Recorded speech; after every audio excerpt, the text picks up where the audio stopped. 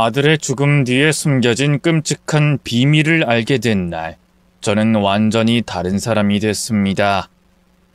벌써 10년도 더 전의 일이지만 여전히 떠올리기만 해도 고통스러운데요. 쌀밤 가족분들에게 털어놓고 이제는 좀 편해지고 싶네요. 글솜씨 없는 60대 아줌마지만 잘 부탁드려요. 자식 복 없는 년은 남편 복도 없다는 말이 있죠? 제가 딱 그 짝이었어요. 20대 처녀 시절, 동네 이장님이 점지해준 노총각에게 멋모르고 시집을 갔는데요. 술과 노름에 미쳐 속만 썩이던 인간이 결혼한 지 6년 만에 비명 행사하고 말았죠. 솔직히 집에 돈 한 푼 갖다 준 적 없고 손버릇도 나빴던 양반인지라 확 죽어버렸으면 좋겠다고 생각한 적도 있었는데요. 한 입을 덮고 살며 저도 모르게 정이 들었던가 봐요. 장례 치르는 내내 울고 또 울었네요. 무엇보다 졸지에 애비 없는 자식이 되어버린 제 아들이 너무 가여웠어요. 그때 저희 아들은 겨우 5살이었거든요.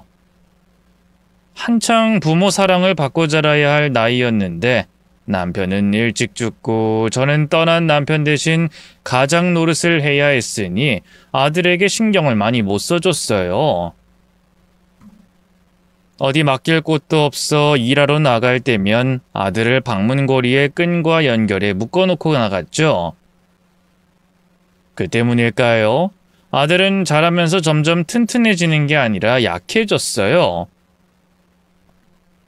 언젠가부터 자꾸만 숨이 찬다고 하기에 미루다 병원을 데려갔는데요. 심장 천공이라고 하더군요. 일자무식 여편네라 처음엔 그게 무슨 말인지도 몰랐어요. 제가 어리둥절해하자 의사 선생님이 친절하게 설명해줬죠. 그러니까 쉽게 말해서 심장에 작은 구멍이 있다는 말입니다. 네? 심장에 구멍이 났다고요? 어떻게요? 선생님, 그럼 우리 우진이 수술해야 하는 건가요? 아직 수술할 정도는 아닌 것 같고요. 자연적으로 다치는 경우도 있으니까 일단은 좀 더 지켜봅시다. 달리기 같이 심장에 무리가 가는 운동은 시키지 마시고요.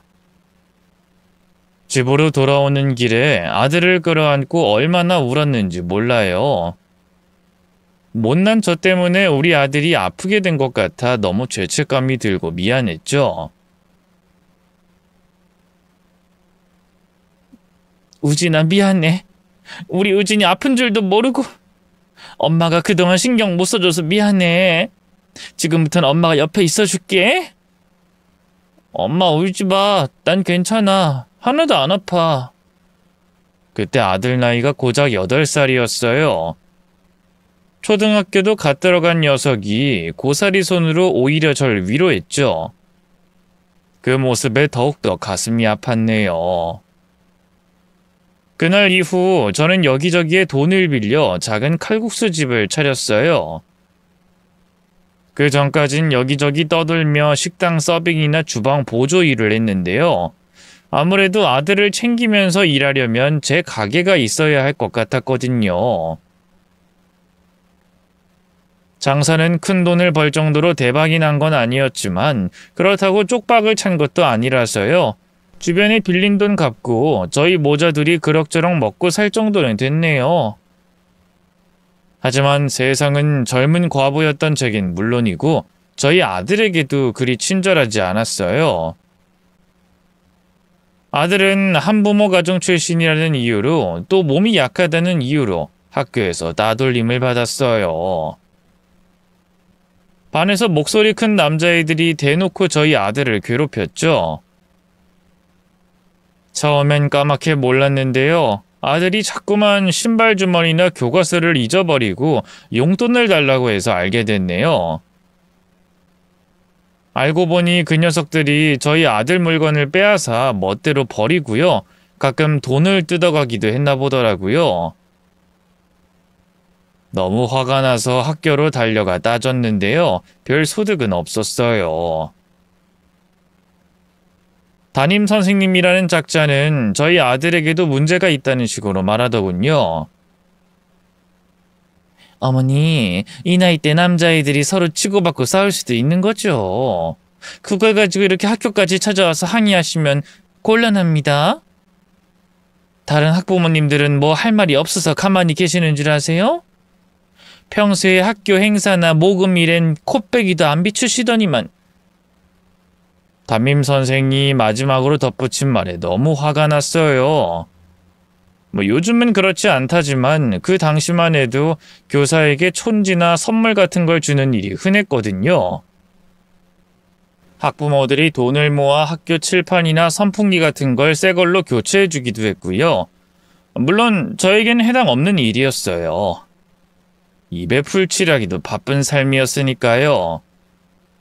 하지만 그렇다고 해서 저희 아들이 따돌림 받는 걸 교사란 인간이 그렇게 외면하는 게 말이 되나요? 저는 너무 화가 나서 따지듯 물었어요. 뭐라고요? 그게 지금 선생님으로서 할 말인가요? 여기서 학교 행사나 모금 얘기가 왜 나와요? 지금 제가 학교나 선생님한테 돈 안 쓴다고 저희 아들 차별하시는 건가요? 아니, 차별은 무슨 차별이에요. 그냥 애들끼리 치고받고 싸운 걸 가지고 이렇게 혼자 흥분해서 난동을 부리시니까 그렇죠. 그냥 치고받은 게 아니잖아요. 우리 애만 일방적으로 맞았다는데 왜 자꾸 쌍방 잘못으로 보세요? 그건 우진이의 일방적인 주장이죠. 선생님, 우리 우진이 몸 보긴 하셨어요? 그 자식들이 안 보이는 곳만 교묘하게 골라서 때렸다고요. 얼마나 많이 때렸으면 온몸이 얼룩덜룩 도화지 같아요. 선생님도 자식 있는 누군가의 아버지일 거 아니에요. 근데 부모로서 어떻게 그렇게 이 일을 그냥 덮으려고만 하세요? 제 말에 담임 선생은 찔끔한 표정으로 아무 말도 하지 못했어요. 이런 사람에게 우리 아들을 더는 맡길 수 없겠다는 생각이 들더군요. 저는 당신 같은 사람한테 우리 애 못 맡겨요. 전학 갈 테니까 그런 줄 아세요. 더 이상 참을 수가 없었어요. 아들을 괴롭히는 아이들보다 그런 상황을 대수롭지 않게 여기는 어른들이 더 미웠죠. 호기롭게 전학을 가겠다고 했지만 현실은 그렇게 녹록하지가 않았어요. 칼국수 가게는 이제 막 자리를 잡은 상황이라 당장 이전이 힘들었고요. 인근엔 다른 학교가 없었거든요. 하지만 아들을 위해서라면 못할 게 없었어요. 저는 고민 끝에 가게와 집을 뺐고요. 그 길로 아들을 데리고 연고 없는 서울로 향했어요. 가진 돈으로는 서울 끝자락에 있는 쪽방 하나 구하는 것도 힘들었는데요. 그래도 아들을 새로운 학교로 전학 보낼 수 있어 다행이라고 생각했죠. 아들, 새 학교에서 누가 또 괴롭히면 이번엔 바로 엄마한테 말해야 돼? 알겠지? 응, 걱정하지 마, 엄마. 그리고 미안해. 네가 미안하긴 뭐가 미안해. 넌 잘못한 거 아무것도 없어. 그러니까 떳떳하게 어깨 펴고 다녀. 유일한 희망은 아들이 새로운 학교를 즐겁게 다니는 거였어요. 그러나 현실은 쉽지 않았습니다. 아들은 바뀐 환경에 적응하기 어려워했고 이전의 상처는 쉽게 아물지 않았어요. 또 따돌림 당할까봐 먼저 주눅이 들어 있었고요. 다른 아이들에게 먼저 말도 걸지 못했죠. 그때부터 아들은 서서히 변해가기 시작했어요. 사춘기를 기점으로 집에 들어오는 시간이 점점 늦어졌고 낯선 친구들과 어울리기 시작했죠. 저와의 대화는 차츰 줄어들었고요. 아들은 반항적인 태도를 보였어요. 그러던 어느 날 학교에서 한 통의 전화가 걸려왔어요. 아들이 다른 학교 학생들과 패싸움을 벌여 경찰서에 있다고 하더군요. 바로 아들 담임 선생님과 함께 경찰서로 달려갔어요. 아들은 절 보자마자 고개를 휙 돌리며 외면하더군요. 우진아, 너 대체 여기서 뭐 하는 거야? 네가 왜 경찰서에 있어? 아, 시끄러워. 사람들 다 있는 데서 내 이름 부르지 마, 쪽팔리니까. 박우진, 너 정말 이럴 거야? 이 엄마가 널 어떻게 키웠는데? 누가 키워달래? 나도 엄마 아들로 살고 싶지 않아. 이거 왜 이래?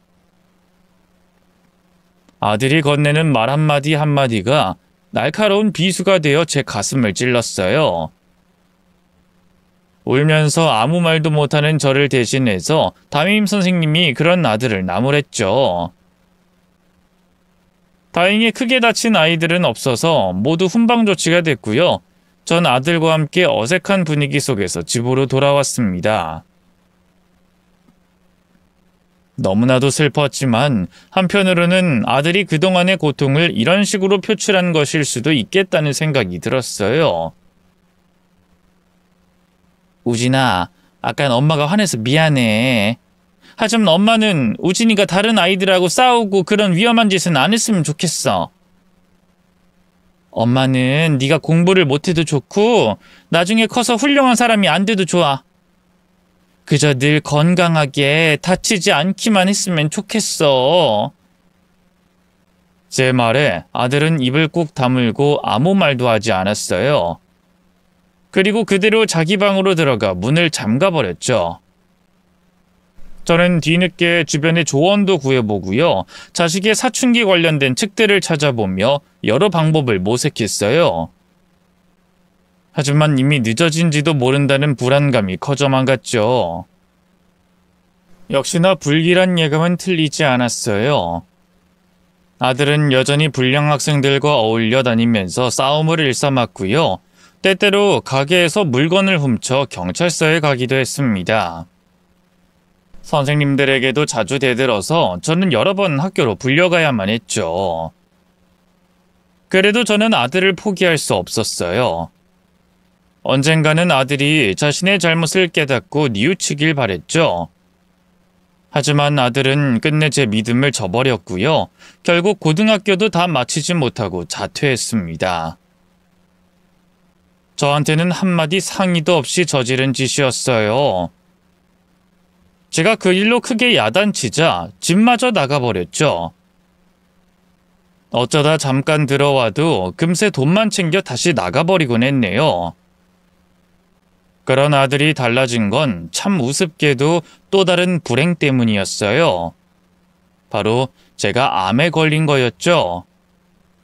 다행히 초기에 발견돼 수술과 항암 치료만 받으면 생존 확률은 높았는데요. 그래도 치료 과정이 너무나 고통스러웠어요. 항암 부작용 때문에 머리카락도 다 빠져버렸고요. 살도 20kg이 넘게 빠졌죠. 아들도 제가 아프다는 걸 얼마 안 가 알게 됐어요. 사실 아들에겐 비밀로 하고 싶었는데요. 아무래도 병원에 오래 있어야 하다 보니 감출 수가 없더라고요. 엄마 진짜 암이야? 아니지? 미안해, 우진아.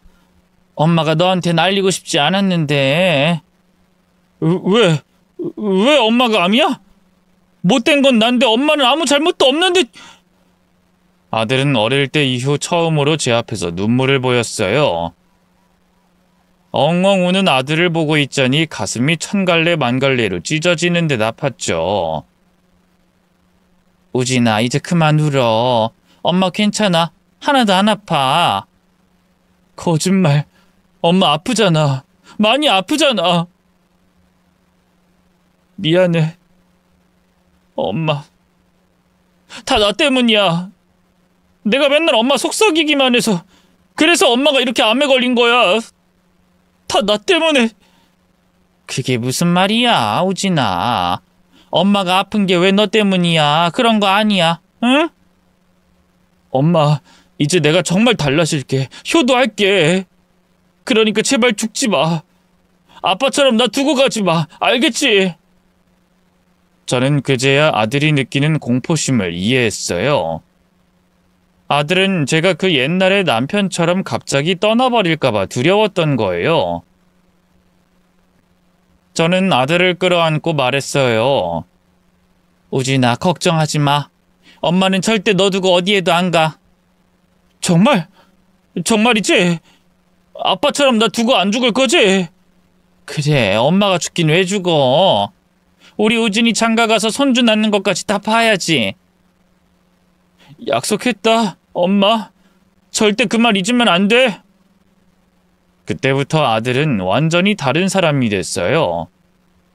제 병고안을 하면서 검정고시를 준비하기 시작했죠.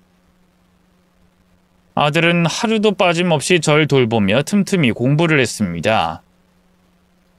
원래 저희 아들이 죽은 남편 닮아서 머리 자체는 나쁘지 않았거든요.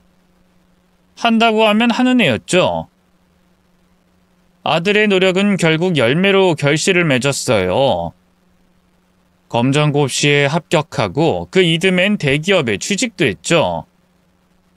그런 아들이 얼마나 대견하고 기특했는지 몰라요. 그쯤엔 제 병도 완전히 나아서요. 이제 저희 모자 앞에는 꽃길만 펼쳐질 거라고 믿어 의심치 않았어요. 그러나 삶은 항상 예기치 못한 방향으로 흘러가는 법이죠. 아들이 사회인이 된 지 2년쯤 지났을까요? 언젠가부터 아들이 부쩍 퇴근이 늦고 주말에도 자주 집을 비우기 시작했어요. 어디 그뿐인가요? 평생 안 그러던 애가 거울 앞에서 멋을 부리기도 하고 새 옷을 사달라고 조르기도 하더군요. 단번에 여자가 생겼다는 걸 눈치챘죠. 추궁하니 감출 생각은 없었는지 바로 맞다고 시인하대요. 그래, 뭐하는 아가씨인데? 어디서 만났어? 부모라면 누구나 다 그렇겠지만 저도 아들의 인생 첫 여자친구가 너무 궁금했어요. 혹시나 이상한 여자를 만난 건 아닐까 걱정도 됐죠. 그런 제 마음을 아는지 모르는지 아들은 해맑게 대꾸했어요. 나 옛날에 검정고시 학원 다닐 때 같이 수업 들었다는데 얼마 전에 우연히 다른 친구들이랑 술 먹다가 다시 만나게 됐지 뭐야. 그래? 그럼 걔도 검정고시 받겠네? 응. 근데 그때 한번 떨어지고 나서 재도전은 안 했다고 하더라고. 지금은 그냥 미용실에서 일하면서 기술 배우고 있대. 솔직히 듣기만 해도 영 탐탁지가 않았어요. 물론 저희 집이 무슨 재벌집도 아니고 며느리감을 조건 보고 고를 처지는 아니지만 그래도 어느 정도 비슷한 수준이긴 해야죠. 아들은 검정고시에 합격한 데다 대기업에 다니고 있는데 그에 반해 그 아가씨는 검정고시도 떨어지고 그냥 미용실에서 기술이나 배우고 있다니 영 마음에 차지 않았죠. 하지만 그래도 아들 앞에서 내색하진 않았어요. 아들이 그 여자와 당장 결혼하겠다고 한 것도 아니고 첫 연애인데 제가 너무 배놔라 감나라 할 수는 없다고 생각했죠. 다시 생각해도 참 후회스러워요. 무슨 수를 써서라도 그 여자를 아들에게서 떼어놨어야 하는 건데 그랬다면 그 참상을 막을 수 있었을까요? 비극의 시작은 아들이 그 여자와 결혼하겠다고 한 순간부터였어요. 글쎄 그 여자를 임신시켰다고 하더군요. 뭐? 임신이라니? 그게 무슨 말이야? 말 그대로지 뭐. 나름 조심한다고 했는데 일이 이렇게 돼버렸네. 그래도 기왕 이렇게 된 거 나 미정이랑 결혼해서 그 애 낳고 싶어 엄마. 아버지가 일찍 돌아가셔서 그런가 하루빨리 내 가정을 꾸리는 게 꿈이었거든. 걘 뭐래? 미정인지 뭔지 아는 걔도 그렇게 하겠대? 당연하지. 미정인 나밖에 모르는 앤데. 미정인의 부모님한테도 말씀드렸는데 좀 놀라시긴 했지만 괜찮대. 꼭 책임지고 결혼만 하래. 아들의 말에 기가 막혔어요.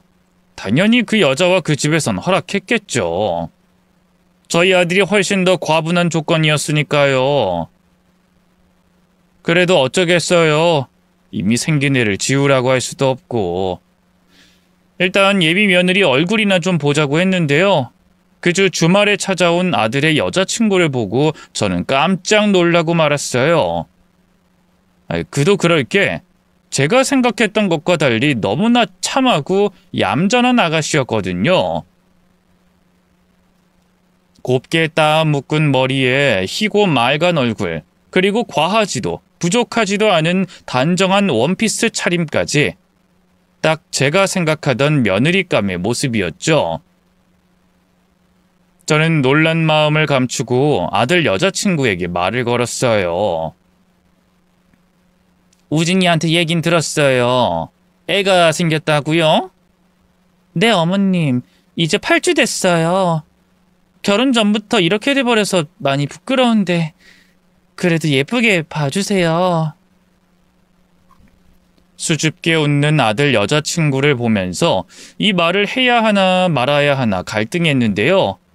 그래도 확실히 해야겠다 싶어 입을 열었어요. 이 말 너무 기분 나쁘게 듣지 말아요. 나도 확실히 하고 싶어서 그런 거니까. 뱃속에 그 아이 정말 우리 우진이 애 맞는 거예요? 그 말에 아들 여자친구의 표정이 확 굳었어요. 옆에 있던 아들 역시 마찬가지였죠. 아이, 엄마, 그게 무슨 말이야? 아, 그럼 내 애지 누구 애겠어? 아니, 너 나름 조심했다며. 그럼 피임했다는 거 아니야. 근데 애가 그렇게 쉽게 생겨? 나도 이런 말 하는 거 실례라는 거 아는데 그래도 중요한 문제니까 확실히 해야지. 아, 엄마, 그만 좀 해. 아들은 마구 화를 내며 제 입을 막기에 급급했어요. 그때 아들의 여자친구가 울먹울먹한 눈을 손수건으로 훔치며 입을 열더군요. 아니에요. 충분히 궁금해하실 수 있죠. 혼전 임신이라고 하니까 아무래도 안 좋게 보실 수도 있고요. 이해해요. 그치만 저 어디 가서 몸 함부로 굴리고 다니는 그런 여자는 아니에요. 우진 씨가 제 첫 남자친구고요. 이 정도면 대답이 됐을까요? 그래요. 그럼 우리 우진이 애가 확실하다는 거네요. 대답해줘서 고마워요. 아니에요. 어머님이 저 안 좋게 보실 수 있다는 거 예상은 했는데요. 그래도 전 어머님이랑도 잘 지내고 싶어요. 그러니까 너무 밉게만 보지 말아주세요. 우는 와중에도 그렇게 말하는 아들의 여자친구가 퍽 예뻐 보였어요. 이미 생긴 애를 지우라고 할 만큼 모진 성격도 못 됐고요. 결국 저는 아들의 결혼을 허락했고요. 그렇게 아들은 그해 가을에 서둘러 식을 올리고 유부남이 됐죠. 아들이 회사 생활한 지 그렇게 오래되지 않아서요. 집을 따로 구할 만큼 돈을 모으진 못했거든요. 저도 다시 칼국수 가게를 차리긴 했지만 매출이 그렇게 높진 않았고요. 그래서 아들 내외가 돈을 모을 때까진 합가 생활을 하기로 했네요. 며느리가 임신 상태였기 때문에 집안일은 거진 다 제가 도맡아 했어요. 가게일 하는 틈틈이 살림도 하고요. 며느리가 입덧이 심해서 먹고 싶다는 음식이 있으면 직접 만들어주기도 하고 나름 신경 써서 보살폈죠. 그런데 그게 당연한 일처럼 되어버린 걸까요? 며느리는 출산 후에도 집에서 손 하나 까딱하지 않았어요. 손주를 돌봐야 한다는 핑계로 작은 방에 틀어박혀 아예 나와보지도 않았죠. 심지어 자기가 먹은 밥그릇이나 애기 젖병을 개수대에 담가놓지도 않았네요. 그래도 애기 보는 게 오죽 힘들면 그럴까 싶어서 다 이해하려고 했어요. 육아해보신 분들은 알겠지만 신생아 키운다는 게 보통 일이 아니잖아요. 거의 잠도 못 자고 아이와 씨름해야 하니까요. 하지만 손주가 어느 정도 커서 손을 덜 타기 시작한 뒤로도 며느리의 행동엔 변화가 없었어요. 아니, 오히려 손주가 낯을 안 가리기 시작하자 육아마저 제게 떠넘기려 했죠. 현준아, 엄마 힘드니까 할머니한테 갈까? 어머님, 현준이 좀 잠깐 봐주세요. 제가 오늘 몸이 좀 안 좋아서요. 감기인 것 같은데 현준이 옮으면 안 되잖아요. 그래? 병원 가봐야 하는 거 아니고? 그 정도는 아니고요. 약 먹고 좀 쉬면 괜찮을 것 같아요. 저도 처음엔 묵묵히 손주를 돌봤어요. 며느리의 부탁을 거절하기 힘들었거든요. 하지만 아무래도 나이가 있다 보니 체력적으로 점점 힘들어졌죠. 집에서 놀면서 손주를 돌보는 것도 아니고 가게 일에 살림까지 도맡고 있었으니까요. 하지만 며느리는 그런 제 상황을 모르는 건지 아니면 모르는 척 하는 건지 끊임없이 손주를 제게 떠넘기려고 했어요. 처음엔 주말에만 그러더니 나중엔 평일에도 가게까지 찾아와서 손주를 맡겼죠. 아니 미정이 네가 가게엔 어쩐 일이냐? 현준이 예방접종 때문에 잠깐 나왔어요. 근데 어머님, 저 요 앞에서 친구를 만나가지고요. 잠깐 커피 한 잔만 하고 오게 애 좀 봐주세요. 뭐? 가게 손님 오고 하면 나도 정신없어서 현준이 보고 있을 정신이 없을 텐데. 금방 올게요. 잠깐이면 돼요. 그런 일이 한두 번이 아니었어요. 결국 혼자 속을 끓이던 저는 어느 날 저녁 현준이를 재우고 나서 며느리를 불렀어요. 미정아, 나도 이제 나이가 있고 또 전에 암투병하면서 체력도 많이 깎여서 말이다. 가게 일에 집안일까지 혼자 하려니 벅차구나. 거기다 현준이까지 챙겨야 하니 네가 조금만 더 신경 써줄 수 있겠니? 며느리의 표정이 굳어지기에 전 혹시나 대들진 않을까 싶어서 긴장했어요. 하지만 며느리는 이내 울먹거리며 그러더군요. 죄송해요, 어머님. 애 키워본 적이 없어서 너무 힘들고 불안하니까 저도 모르게 어머님한테 더 의지했던 것 같아요. 안 그래도 어머님도 집안일이다 가게일이다 바쁘실 텐데 힘이 되어드리진 못할 망정 집만 된 것 같아서 너무 죄송해요. 아니다. 너도 현준이 키우느라 많이 힘들겠지. 우진이는 일하느라 바빠서 많이 도와주지도 못하니까. 내가 우진이 목까지 더 도와주고 싶은데 나도 아무래도 나이가 들어서 그런가 점점 벅차지는구나. 네, 이해해요. 어머님, 그래서 말인데요. 저희 이제 슬슬 분가하면 어떨까 싶어요. 갑작스런 화제 전환에 어안이 벙벙했어요. 뭐 분가? 네. 원래 저희 집 살 돈 모을 때까지만 이 집에 있기로 했던 거잖아요. 그동안 돈 악착같이 모아서요. 아파트 매매까지는 아니어도 전세로 들어갈 돈 정도는 모였거든요. 물론 어머님이 좀 보태주셔야겠지만 괜찮으시죠? 어머님도 그동안 가게 일하면서 어느 정도는 모으셨을 거 아니에요. 아니 뭐 그렇긴 한데 너무 갑작스러워서 말이다. 갑작스럽긴요. 안 그래도 어머님 너무 힘들게 해드리는 것 같아서 계속 마음에 걸렸는데 이번 기회에 아예 저희 분가할게요. 그게 맞는 것 같아요. 그게 어머님도 더 편하시지 않겠어요? 아니, 난 계속 같이 살면 제가 지금처럼 자꾸만 어머님을 의지하게 될 것 같아서 그래요. 이해해 주세요. 며느리의 말에 저는 아무 말도 할 수가 없었어요. 어째 상황이 제가 계속 같이 살자고 하면 지금처럼 집안일에 손주 육아까지 도와줘야 할 것 같은 모양새가 돼버렸거든요. 언젠가는 아들 내외가 분가할 거라고 생각은 하고 있던 터라 결국 마음대로 하라며 고개를 끄덕일 수밖에 없었죠. 뭔가 당한 것 같다는 생각에 기분이 묘하게 찜찜하긴 했지만요. 며느리가 어떻게 말을 전했는진 모르겠지만 아들도 고분고분 알겠다 하더군요. 그렇게 아들 내외는 아들 회사 근처에 있는 아파트로 분가해 나가게 됐어요. 집값이 생각보다 비싸서 제가 모아뒀던 돈을 보태준 건 물론이고요.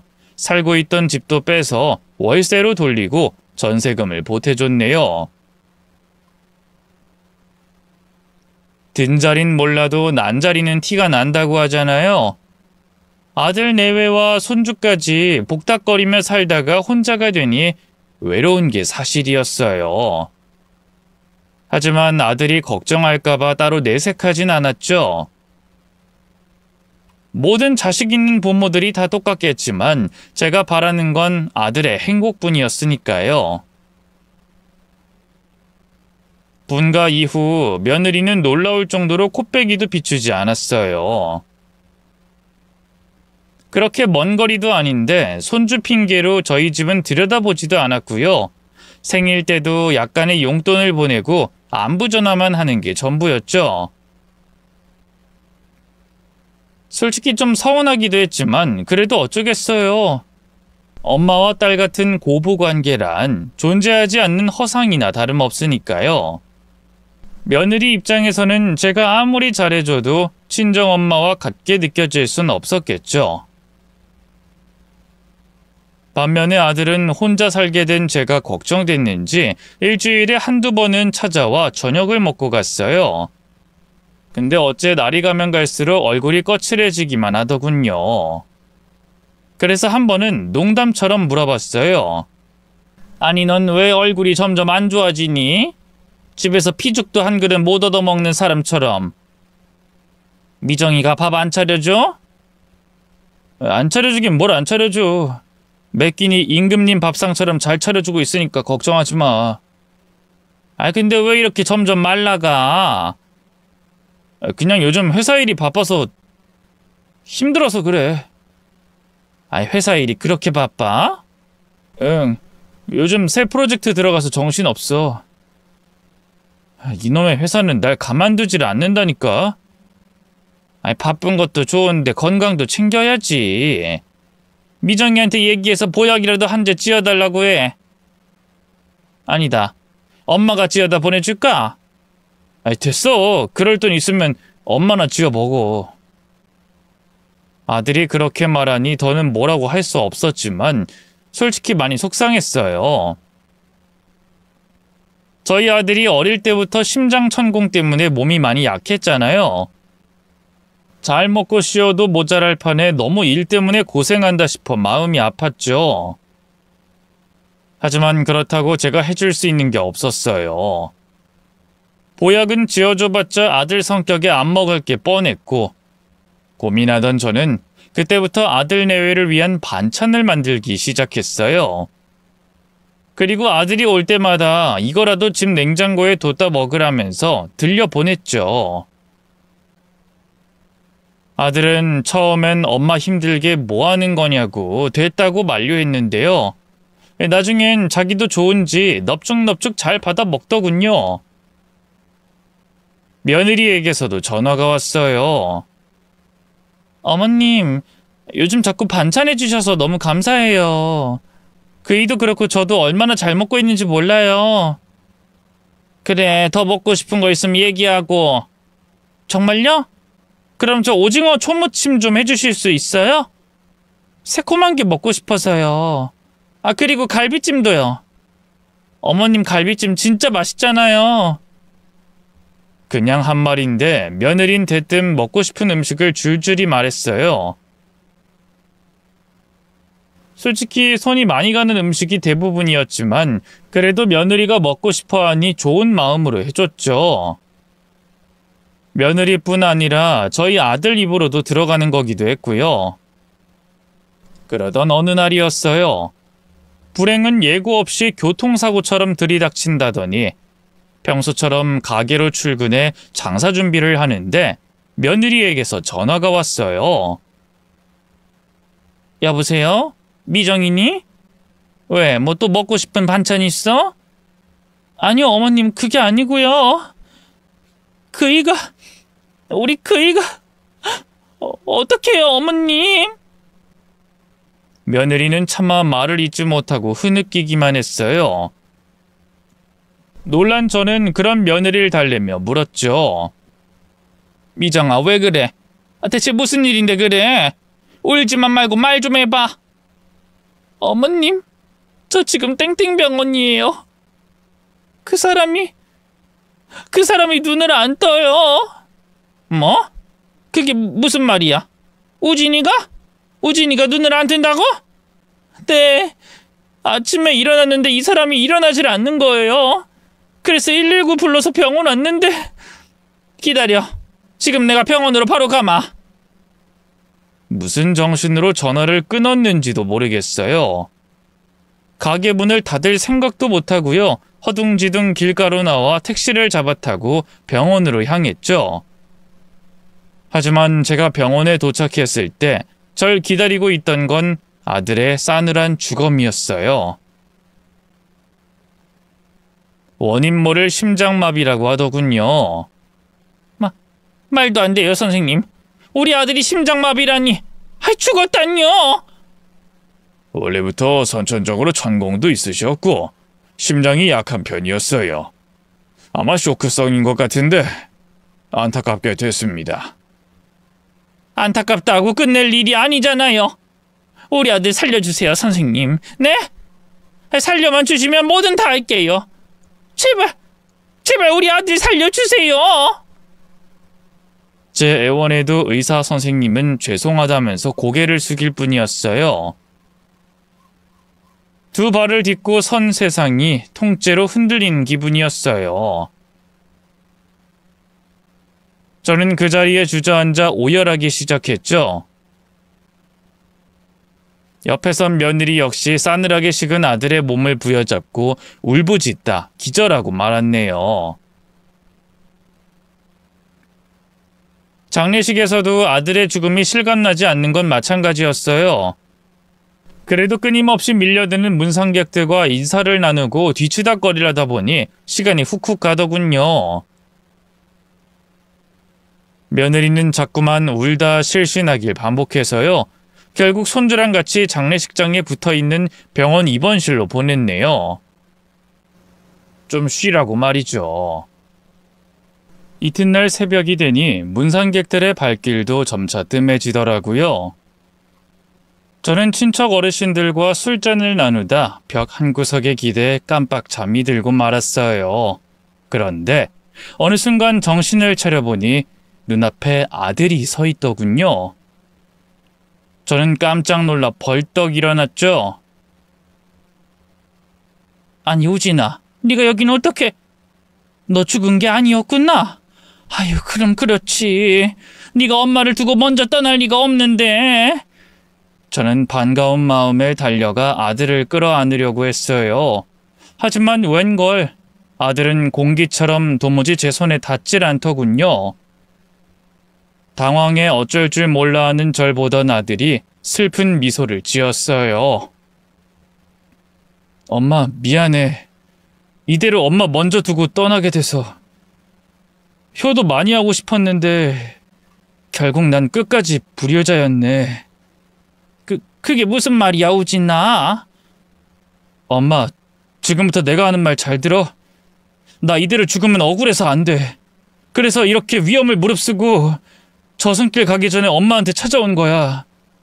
뭐? 억울하다니? 뭐가 억울한데? 시간이 얼마 없어.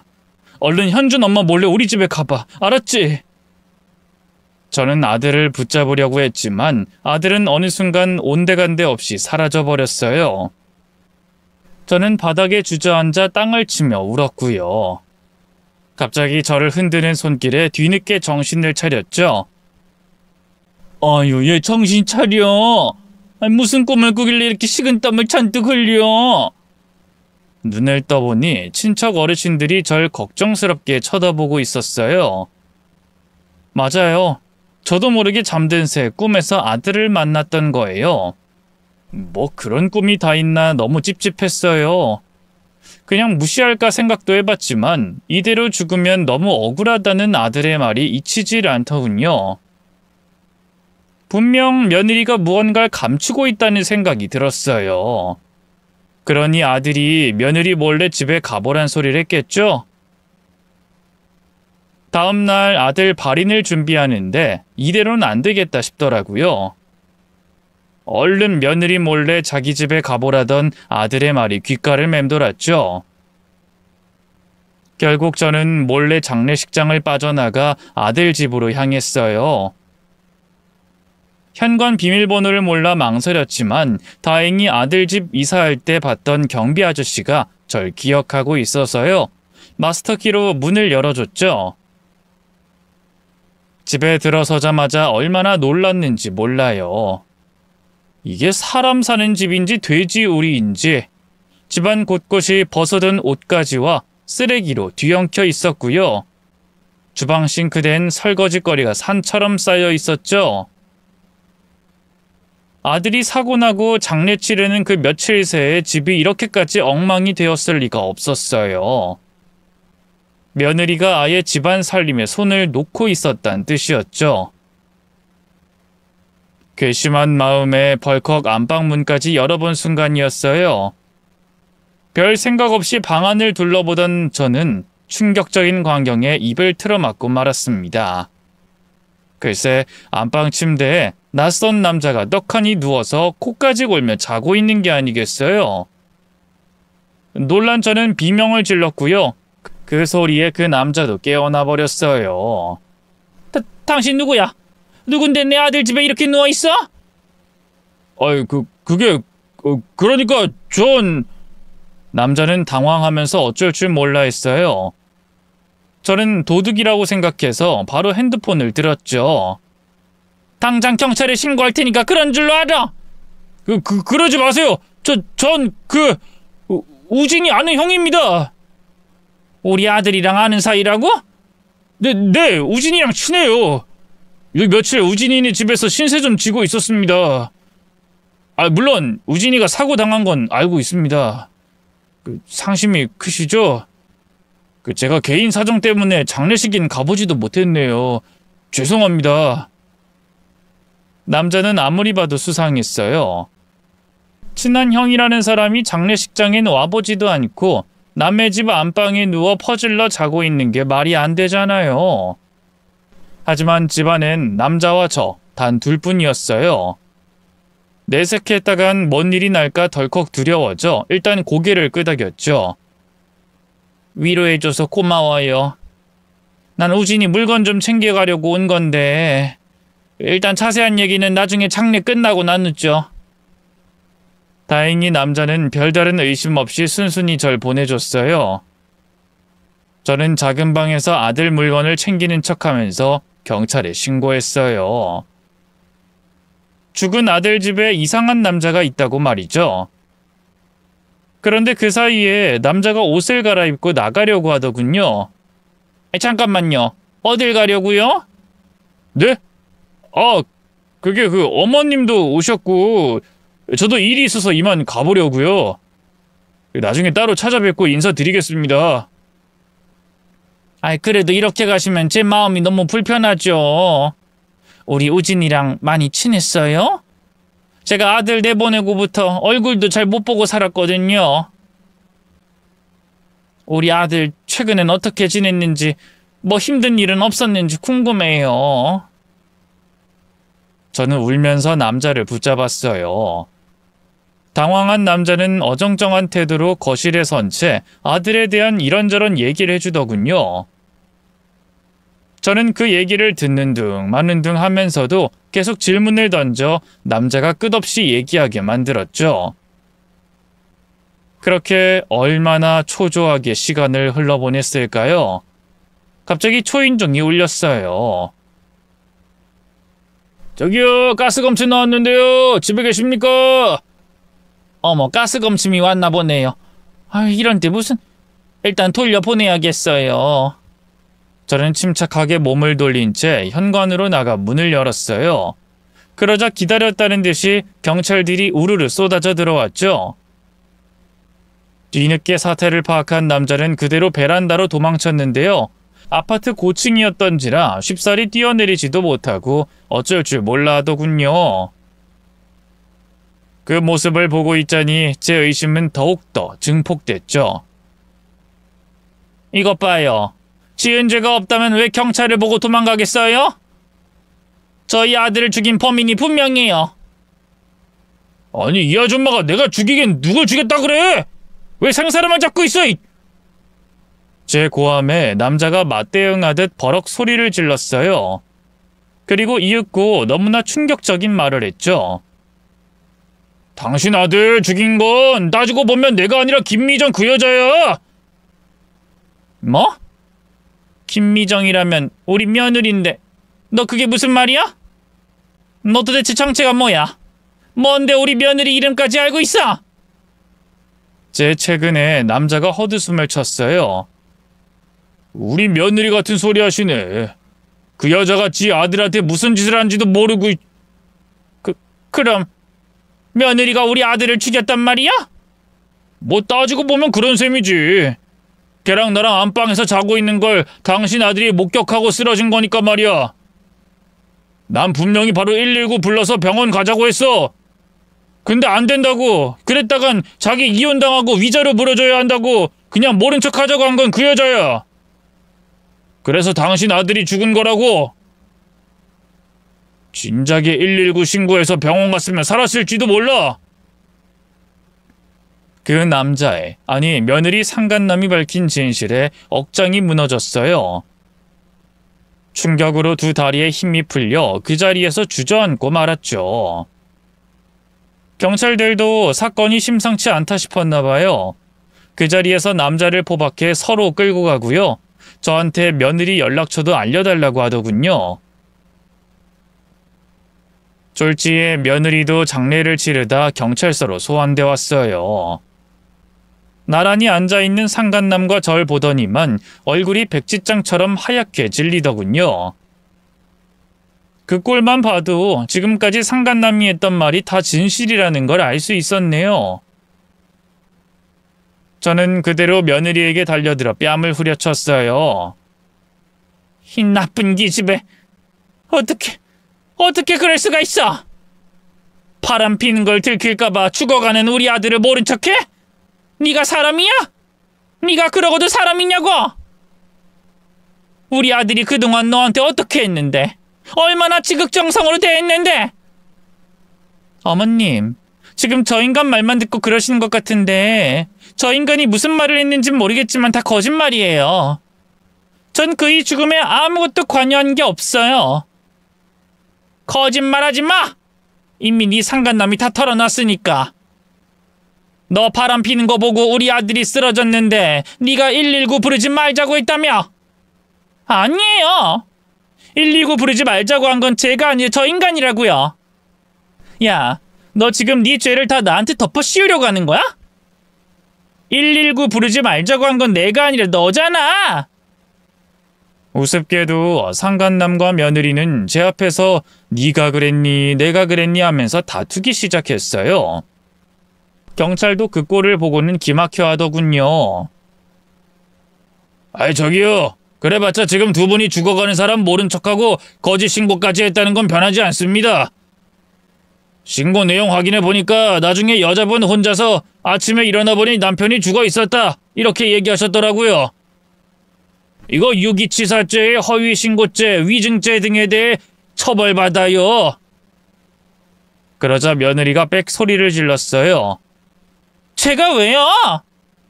전 그냥 신고를 좀 미룬 것뿐인데 제가 죽인 것도 아니잖아요. 저도 그 사람이 그 꼴 보고 충격받아서 심장마비로 죽을 줄은 꿈에도 몰랐다고요. 유리심장도 아니고 기가 막혀.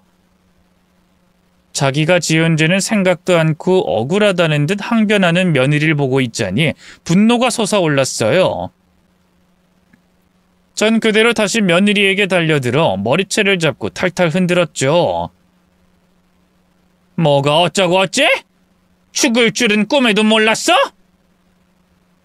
지밖에 모르던 남편 두고 바람핀 주제에 어디서 그따위 말을 짓거려? 우리 아들 쓰러지자마자 119에 신고했어야지. 병원에 데려갔어야지. 이 악마 같은 기집애. 아파요. 어머님 이러지 마세요. 흥분한 저를 경찰들이 말렸어요. 하지만 저는 치솟는 울분을 참지 못하고 그 자리에 주저앉아 오열했죠. 이래서 우진이가 집에 가보라고 한 거였어. 이대로 죽으면 너무 억울할 것 같다더니만 그 속이 어땠을까? 아이고 불쌍한 우리 아들. 아들만 생각하면 억장이 무너졌어요. 한편으로는 며느리와 상간남의 죄를 밝혀내 아들의 억울함을 씻어 다행이라는 생각도 들었죠. 저는 간신히 감정을 추스른 채 다시 장례식장으로 돌아가 아들의 장례를 마저 치렀고요. 그 사이 경찰은 며느리와 상간남을 수사해 두 년놈의 죄를 낱낱이 파헤쳐줬네요. 그 결과 드러난 진실은 놀라웠어요. 상간남은 전에 며느리가 일하던 미용실 손님이었는데요. 뒤늦게 둘이 눈이 맞아 무려 1년 가까이 바람을 피우고 있었어요. 애초에 며느리가 분가를 하려던 것도 상간남과 좀 더 마음 놓고 편하게 만나기 위해서였죠. 상간남은 대담하게도 저희 아들이 집에 없는 사이에 아들 집을 자기 집처럼 들락날락거렸고요. 제가 만든 반찬의 대부분도 다 이 상간남의 뱃속으로 들어갔더군요. 며느리가 자기 먹고 싶다며 요구하던 반찬들이 실은 전부 이 상간남이 먹고 싶어 하던 반찬이었던 거예요. 그걸 알고 나니 어찌나 열불이 나던지. 어쨌든 꼬리가 길면 밟힌다고 아들도 점차 며느리의 외도를 의심하기 시작했고요. 문제의 그날 급기야 현장을 덮치겠다고 회사 출근하는 척하고 다시 집으로 돌아갔던 거였죠.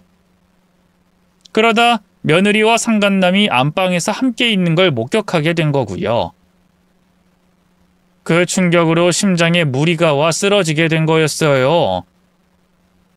그때라도 바로 병원으로 갔다면 살 수 있었을지도 모르는데 며느리와 상간남은 서로 공모해 죽어가는 아들을 외면했고요.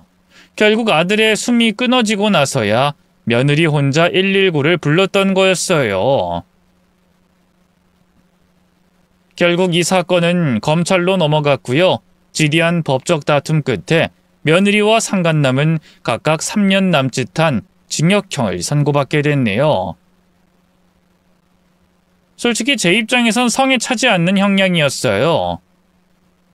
우리나라 법이 솜방망이라는 건 알았지만 그래도 사람이 죽었는데 따지고 보면 며느리와 상간남 둘이서 죽인 거나 다름없는데 3년도 안 되는 형량이 말이 되나요? 너무 화가 나서 법원에서 난동을 부리기도 하고요. 따로 살인 청부를 해서 두 년놈을 죽여야 하나 고민도 했네요. 하지만 그런 게 다 무슨 소용이 있겠어요. 그런다고 죽은 아들이 살아 돌아오는 것도 아니었으니까요. 맘 같아선 당장이라도 아들 뒤를 따라가고 싶은 마음뿐이었는데요. 그러지 않을 수 있었던 이유는 딱 하나.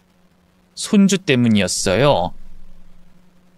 혹시 손주도 저희 아들 자식이 아닐까봐 노심초사했는데요. 친자 검사를 해보니 다행히 저희 아들 자식이 맞더군요. 물론 저희 아들을 죽게 만든 끔찍한 여자의 피가 섞여 있는 것도 사실이었지만 이 어린 게 무슨 죄가 있겠어요. 심지어 며느리는 교도소에서 출소한 뒤로도 손주를 나몰라라 했어요. 자기가 새 출발하는데 걸림돌이 됐기에 그랬겠죠. 저도 처음엔 손주를 맞지 않으려고 했는데요. 손주가 그 어디에도 정착하지 못하고 여기저기 친척집을 떠들며 눈칫밥 먹고 있다는 걸 알게 되니 견딜 수가 없더군요. 어릴 때 함께 살아서 거의 제가 보살피다시피 한 것도 있었고요. 결국 저는 손주를 저희 집으로 데려왔고요. 저 혼자 키우기 시작했어요. 늙고 병들어가는 몸뚱이로 어린 손주를 키운다는 게 쉽진 않았지만 자랄수록 제 아빠를 똑 닮아가는 손주 녀석을 보면서 힘든 줄도 몰랐던 것 같네요. 전며느리와 상간남에 대해선 그 뒤로 소식도 모르고 살았는데요. 우연히 겹지인을 통해 최근에 근황을 전해 듣게 됐는데 그래도 인과응보라는 게 있긴 한가 봐요. 놀랍게도 그 상간남은 또 다른 죄를 지어 교도소에 무기징역으로 수감된 상태고요. 며느리는 그 사이에 한번 재혼했지만 결국 또 이혼당하고 지금은 혼자 비참하게 살고 있다 하더군요. 모아둔 돈도 없고 전과 때문에 이렇다 할 직장도 구하지 못해서요. 남의 집 식모살이를 하면서 근근히 먹고 산다 하대요. 안타까운 마음이 들긴커녕 더 큰 벌을 받기만을 바랄 뿐입니다. 저희 아들은 이미 죽고 없지만 그 인간들은 어쨌든 목숨줄이 붙어 있긴 하니까요. 지금도 저는 아들을 그리워하며 살아갑니다. 아들의 웃음소리, 아들의 따뜻한 체온이 너무나도 그리워요. 그렇다고 늘상 슬픔에만 잠겨 있는 건 아니에요. 아들은 이제 없지만 그래도 제 곁엔 손주 녀석이 있으니까요. 녀석은 어느덧 의젓한 어린이 돼서요. 제게 효도하겠답시고 돈 벌어 비싼 밥도 사주고 옷도 사주고 얼마나 잘하는지 몰라요. 손주는 자기 엄마가 저지른 짓에 대해서 대충 알고 있는 눈치예요. 저는 상처받을까봐 절대 얘기해주지 않았는데요. 아무래도 어린 시절 친척집을 전전하다 대충 얘기를 주워들은 모양이더군요. 그래서인지 자기 엄마에 대해선 입도 뻥끗하지 않아요. 몇 번 연락이 온 것 같은데 칼같이 쳐낸 모양이더군요. 아무렴 자기 아빠를 죽인 여잔데 마음을 주겠어요? 결혼식에도 절대 부르지 않을 작정이라더군요.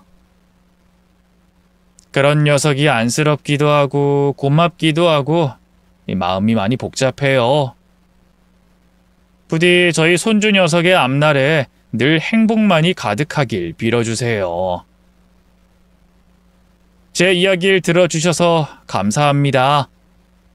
이 사연을 통해 제 슬픔과 아픔을 조금이라도 나눌 수 있다면 좋겠어요.